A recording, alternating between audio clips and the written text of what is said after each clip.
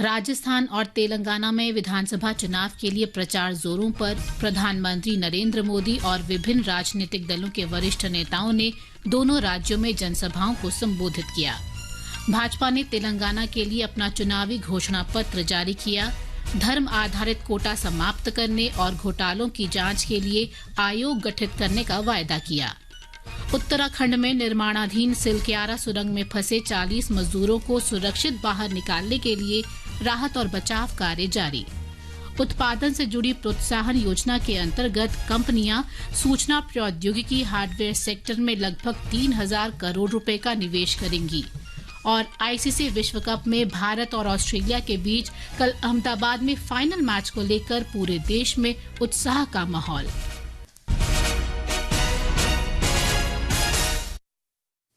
समाचार संध्या के साथ मैं प्रियंका अरोड़ा।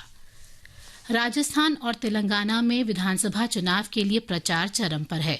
भाजपा, कांग्रेस, बहुजन समाज पार्टी, राष्ट्रीय लोकतांत्रिक पार्टी के नेता चुनाव प्रचार में जुटे हैं। भाजपा नेता और प्रधानमंत्री नरेंद्र मोदी ने आज राजस्थान के भरतपुर और नागौर में जनसभाएं की। उन्होंने भ्रष्टाचार, पेपर लीक, कानून व्यवस्था और महिलाओं तथा पिछड़ों पर अत्याचार के मामले पर राज्य की कांग्रेस सरकार की आलोचना की। श्री मोदी ने केंद्र सरकार की कई योजनाओं और फैसलों की भी चर्चा की। श्री मोदी ने कहा कि उन्होंने जो वायदा किया उसे पूरा किया। दूसरी ओर कांग्रेस के राष्ट्रीय अध्यक्ष मल्लिकार्जुन खड़गे ने आज भरतपुर के वैर और अलवर के तिजारा में चुनावी रैलियों को संबोधित किया। श्री खड़गे ने कहा कि भाजपा की कथनी और करनी में अंतर है। उन्होंने कहा कि कांग्रेस सरकार ने राज्य में शानदार काम किया है। ब्यौरा हमारे संवाददाता से। चुनाव प्रचार के लिए अब महज चंद दिन शेष बचे हैं, इसलिए राजनीतिक दल और निर्दलीय प्रत्याशी प्रचार में कोई कमी नहीं छोड़ रहे हैं। भाजपा की ओर से आज राष्ट्रीय अध्यक्ष जेपी नड्डा ने जोधपुर और जैसलमेर में आम सभाएं कर भाजपा को वोट देने की अपील की। इसके अलावा पार्टी के वरिष्ठ नेता योगी आदित्यनाथ, केशव प्रसाद मौर्य, हेमंत बिस्व शर्मा, हरदीप पुरी, वसुंधरा राजे, गजेंद्र सिंह शेखावत ने विभिन्न स्थानों पर पार्टी प्रत्याशियों के लिए जनसभाएं की। दूसरी ओर कांग्रेस नेता और मुख्यमंत्री अशोक गहलोत ने आज करौली, गंगापुर सिटी और लालसोट में पार्टी प्रत्याशियों के पक्ष में जनसभाएं की और अपनी सरकार की उपलब्धियां गिनाई। इसके अलावा कांग्रेस नेता सचिन पायलट, सुखजिंदर सिंह रंधावा, भूपेंद्र हुड्डा, जितेंद्र सिंह और गोविंद डोटासरा ने भी चुनावी दौरे किए। बहुजन समाज पार्टी की नेता मायावती और राष्ट्रीय लोकतांत्रिक पार्टी के नेता हनुमान बेनीवाल भी दिन भर चुनाव प्रचार में व्यस्त रहे। जितेंद्र द्विवेदी, आकाशवाणी समाचार, जयपुर। भारतीय जनता पार्टी के वरिष्ठ नेता अमित शाह ने आज तेलंगाना में पार्टी का चुनावी घोषणा पत्र जारी किया। उन्होंने कहा कि भाजपा ने लोगों से किए प्रत्येक वायदे को पूरा किया है और आगे भी पार्टी हर वायदे को लागू करेगी। श्री अमित शाह ने कहा कि अलग तेलंगाना राज्य बनने के बाद उसने कोई उपलब्धि हासिल नहीं की है। उन्होंने कहा कि सरप्लस रहने वाला तेलंगाना राज्य भारत राष्ट्र समिति प्रमुख के परिवार के भ्रष्टाचार के कारण कर्ज में डूब गया है। उन्होंने लोगों को भरोसा दिलाया कि ये घोषणा पत्र नरेंद्र मोदी की गारंटी है। घोषणा पत्र में धर्म के आधार पर दिए गए आरक्षण को समाप्त करने और पिछड़ा वर्गों, अनुसूचित जातियों और अनुसूचित जनजातियों को आरक्षण प्रदान करने की बात की गई है। भाजपा ने केंद्रीय योजनाओं को लागू करने के लिए एक अलग मंत्रालय बनाने का प्रस्ताव किया है। सर्वोच्च न्यायालय के सेवानिवृत्त न्यायाधीश भ्रष्टाचारों के सभी आरोपों की जांच करेंगे और हर 6 महीने में भर्ती की अधिसूचना जारी की जाएगी। इस अवसर पर श्री शाह ने केंद्र सरकार द्वारा राज्य की जनता के लिए किए गए कार्यों का भी उल्लेख किया। एम्स की स्थापना की, हैदराबाद नागपुर और हैदराबाद वारंगल इंडस्ट्रियल कॉरिडोर बनाया और इसके साथ साथ गरीबी रेखा के नीचे जीने वाले लाखों करोड़ों लाभार्थियों को अनेक योजनाओं का लाभ नरेंद्र मोदी सरकार ने दिया।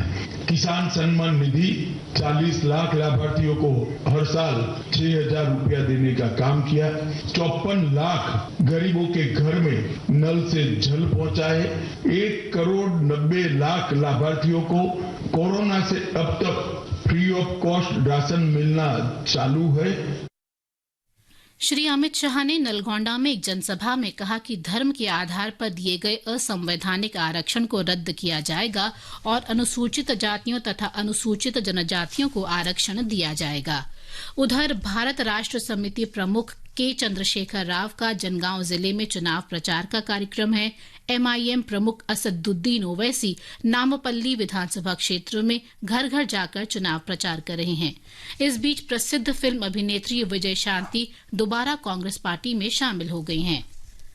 मध्य प्रदेश और छत्तीसगढ़ में कल मतदाताओं ने बढ़-चढ़ कर हिस्सा लिया। दोनों राज्यों में जनजातियों के लिए विशेष मतदान केंद्र भी बनाए गए थे।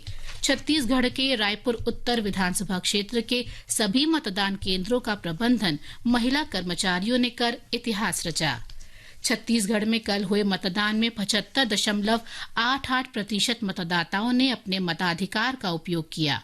विधानसभा के दूसरे चरण के चुनाव के लिए 70 विधानसभा क्षेत्रों में मतदान कराया गया था। पहले और दूसरे चरण के अंतर्गत 90 विधानसभा क्षेत्रों में कुल 76.33% वोट डाले गए। सभी 90 विधानसभा सीटों की मतगणना 3 दिसंबर को की जाएगी और उसी दिन नतीजे भी घोषित किए जाएंगे। ये समाचार हमारी वेबसाइट newsonair.gov.in/hindi और हमारे mobile app news on AIR पर भी उपलब्ध हैं। ये आकाशवाणी है।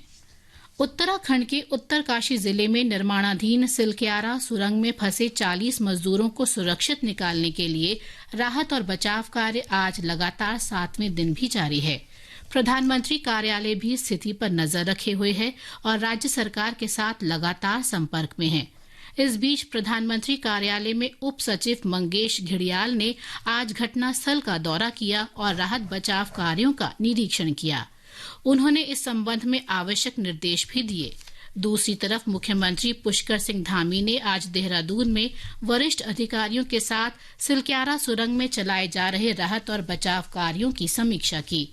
प्रशासन सुरंग में फंसे मजदूरों के साथ लगातार संपर्क में है और वे सुरक्षित हैं।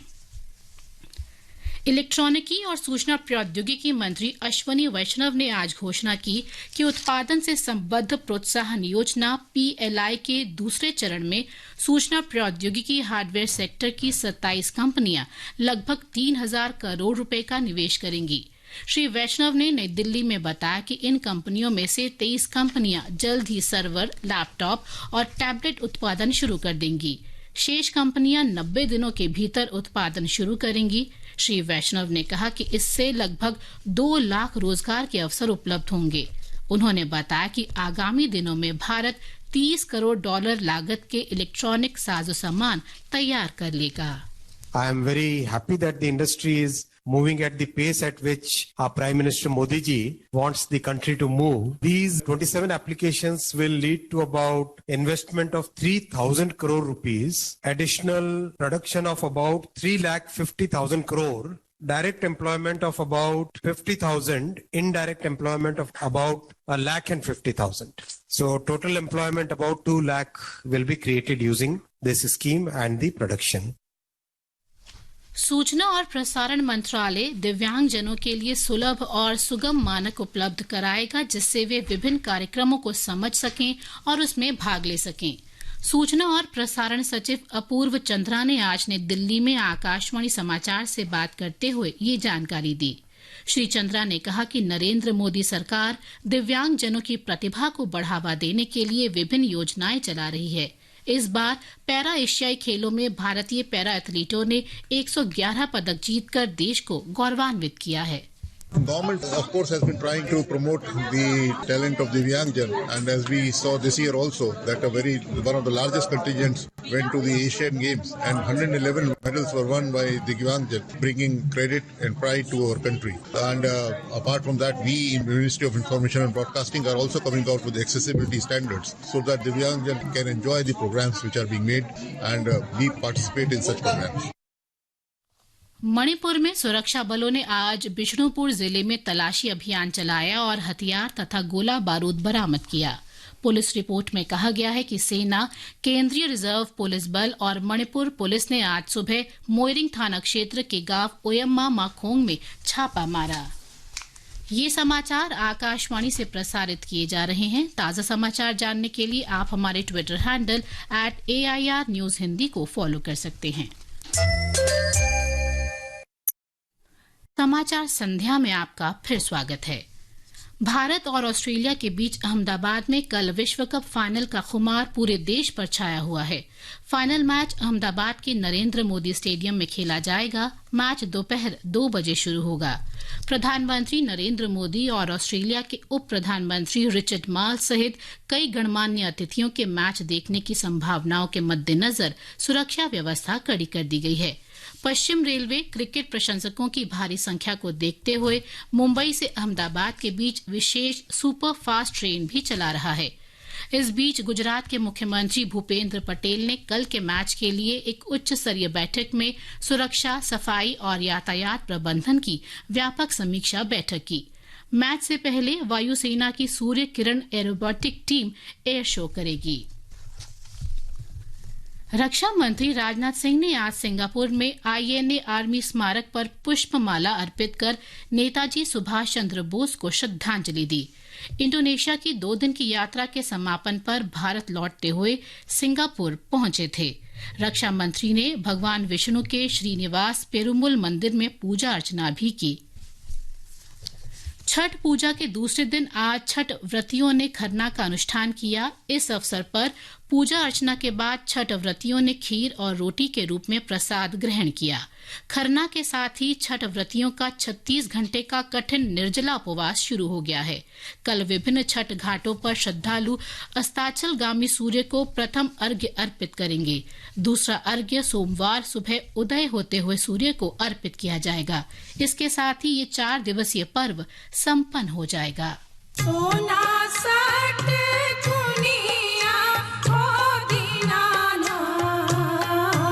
भगवान सूर्य को अर्घ्य अर्पित करने से ठीक पहले छठ पूजा को लेकर राज्य भर में भक्तिमय वातावरण देखते ही बन रहा है।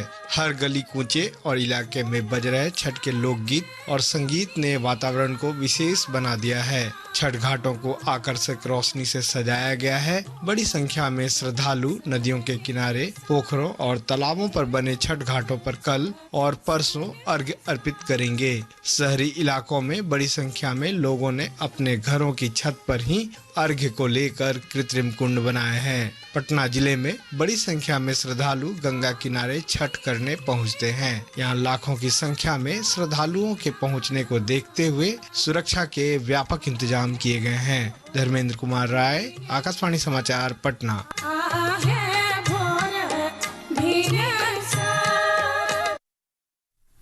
उत्तराखंड में पवित्र बद्रीनाथ धाम के कपाट आज दोपहर लगभग 3:30 बजे वैदिक मंत्रोच्चार और पूरे अनुष्ठान के साथ शीतकाल के लिए बंद कर दिए गए। बद्रीनाथ के कपाट बंद होने के साथ ही राज्य में इस वर्ष की 4 धाम यात्रा संपन्न हो गई। केंद्रीय वाणिज्य और उद्योग मंत्रालय के तहत भौगोलिक संकेत GI रजिस्ट्री ने आधिकारिक तौर पर लद्दाख के उद्योग और वाणिज्य विभाग को GI टैग प्रदान किया है। विभाग को श्रेणी 31 में लद्दाख सी बर्कथॉर्न फसल के लिए पंजीकृत मालिक के रूप में स्वीकृति दी गई है। इससे पहले खुबानी पश्मीना और लद्दाख की लकड़ी की नक्काशी के लिए GI टैग दिया गया था। नई दिल्ली के प्रगति मैदान में चल रहा 42वां अंतर्राष्ट्रीय व्यापार मेला कल से आम नागरिकों के लिए खुल जाएगा। आम नागरिक 27 नवंबर तक इस मेले का आनंद ले सकते हैं।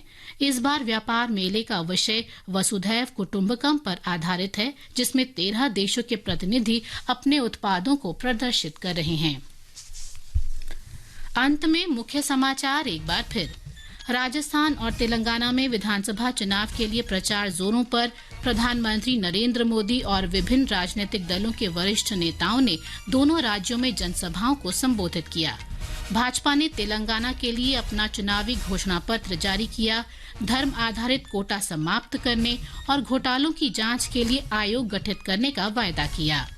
उत्तराखंड में निर्माणाधीन सिलक्यारा सुरंग में फंसे 40 मजदूरों को सुरक्षित बाहर निकालने के लिए राहत और बचाव कार्य जारी। उत्पादन से जुड़ी प्रोत्साहन योजना के अंतर्गत कंपनियां सूचना प्रौद्योगिकी हार्डवेयर सेक्टर में लगभग 3000 करोड़ रुपए का निवेश करेंगी।